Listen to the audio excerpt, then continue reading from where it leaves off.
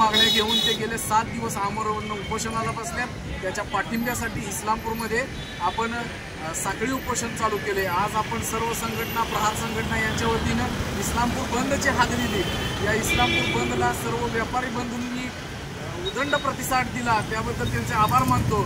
जर उद्यापर्यंत या जर मागण्या पूर्ण झाल्या नाही तर सर्व पक्षीयांच्या वतीनं महाराष्ट्रभर चक्का जाम करून आतापर्यंत गांधीगिरीनं चाललेलं हे आंदोलन आहे, हे भगतसिंगगिरी काय आहे प्रहारची हे आम्ही तुम्हाला दाखवून देऊ।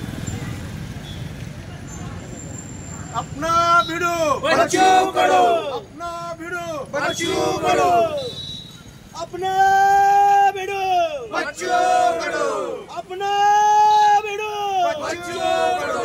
शेतकऱ्यांच्या मागण्या दिव्यांगांचं मानधन मिळालंच पाहिजे, दुधाला हमीभाव मिळालाच पाहिजे, शाळा टिकलीच पाहिजे।